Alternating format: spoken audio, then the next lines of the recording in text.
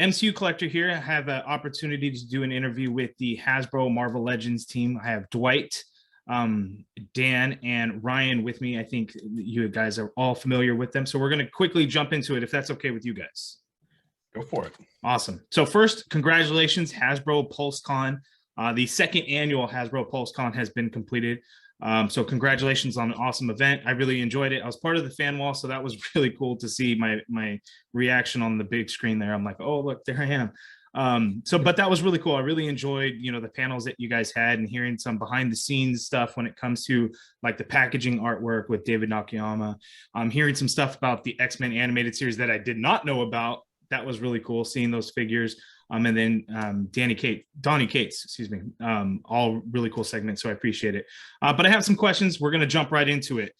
First, you guys unveiled the new base body mold that's going to be on the VULCAN figure, and it looks to have butterfly joints. You guys have kind of done that and teased new body molds with like female figures on a particular figure, but then it actually came out on a different figure before that figure that you first teased. Is there a chance that we could see this body mold be used on a different figure prior to VULCAN coming out, whenever he may be released?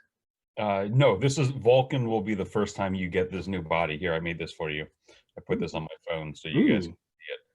This is kind of a height comparison, a side by side with the super articulated Spider-Man. So you can see his shoulders are just a hair taller. Sorry, my head's in the way. But the top of his head, it's less than a quarter of an inch in difference in height. So okay, very cool. I appreciate the look at that. Yeah, and he's got the butterflies, so his arms can go up and back. Very nice. And everything else you would expect: the thigh breaks, double pinless knees, double pinless elbows, bicep break, wrist breaks, obviously for swappable hands, things like that. So a pretty solid figure, and we're super pleased with the proportional adjustment. I had a figure that I wanted to show you, but then I realized it hasn't been revealed yet, so I can't put it next to it. But it was kind of off of that, on the Bucky cap base body, so you can see the difference in proportions. But it's a really solid figure, and I think it'll have a lot of use for hopefully many years to come. Until until we have time to replace that for whatever comes next. Right. It's got regular size feet on that guy too, right? Yes. Awesome. So next, we had two Marvel Classic or Avengers style Toy Biz figures announced with Scarlet Witch and the Vision. I've counted all of the ones that have released so far because they're all on my wall. So we've had 14 of the Avengers style with 2 deluxe plus 5 more that have been announced to not yet release. We only have 11 X-Men, but no deluxe whatsoever. We have 14 Spider-Man with 1 deluxe and a second one that Dan teased. And then we have Venom plus 6 more announced in the wave 2. So that's a lot of those ones, but and then 7 Fantastic Four, but that's new and getting its footing. But only 11 X-Men and no deluxe. Can we expect to see more in 2022? Yeah, man. So you just spouted out all these stats that me and Ryan are just like mentally trying to calculate. Is he right now? Like, so I'm not going to answer your question in a way that's satisfactory. I will say, I love these. Like, I love like all the retro card backs we've done. Like you said, the more classic ones, Spider-Man. We did Fantastic Four this year, which we're super excited about.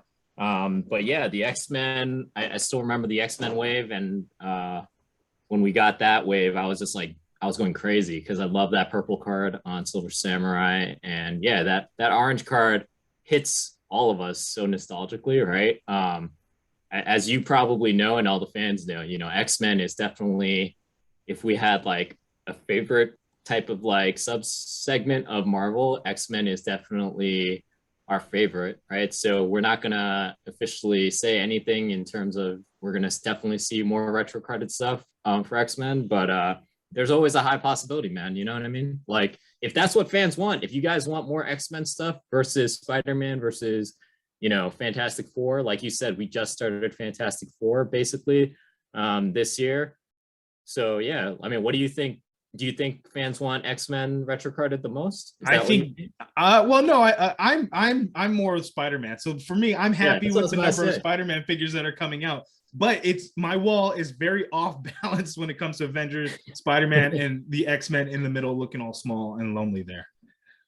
So we need more. We love the X-Men. Don't worry. I promise you, we love X-Men, and we now know specifically from your numbers how unbalanced we are. Yeah, It's funny that it's like not just about the figures. Now it's like, guys, my walls are like unbalanced. They're visually not pleasing to me because there's more Spider-Man. Like, yeah, so it's the wallpaper look. Like it's off balance. So I'm looking at it, I'm like, wait a second, that doesn't look right. So do you want to come work with us? Because I could use your brain to help keep track of this stuff a lot, because it's all just jello up here. I'm ready. I'm an awesome note taker, as you can see here. This is how I put all my notes together when writing it down.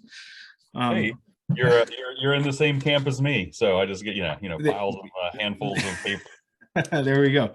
Okay, so next, Disney Plus figures are getting a lot of love. And looks like more and more are coming out. I did not expect the Winter Soldier to get announced and that Captain America 2-pack, which I'm very excited for both of them. That Captain America 2-pack, just what it represents and the presentation of it, I absolutely love. So, and then the Captain Carter stealth figure that's coming out, the Target exclusive. So again, lots of love. The fans seem to really want more, especially What If. Do you guys foresee, or has Disney or Marvel, Jesse Falcon, have they expressed interest in continuing to release these figures that may only have small appearances in one episode of a Disney Plus series, but they seem to be extremely popular? So for you guys, do you guys hope to see more? Will there be more? Yeah, there most definitely will be more. We're really looking forward to supporting Disney Plus in a big way going forward. We'll definitely have more waves built around those characters, and I think you'll see that we'll not only be able to focus on the new shows as they come out, but we're going to be able to go back and get some of those beats of the characters that we've missed over the first seasons of the shows you guys have already fallen in love with. So yeah, hang in there. There's literally, with very few exceptions that have legalese attached to them, no one's off the table. So we can go back and try to find almost everybody, when the time is right, and find a home for them. So I'm into that stuff, and I really want to get more of them out there. I love adding new people to my shelves, like, different amazing characters, portrayed by all of the amazing actors and actresses that have been part of the MCU. So I definitely want to get more of them out there, and you'll definitely be seeing more from future as well as past. Very awesome. Hydra Stomper was offended by your review, man. Hydra Stomper was not happy with your review. I'm just saying. Okay. Anyway, moving on. I still really like the way the figure looks. How's that?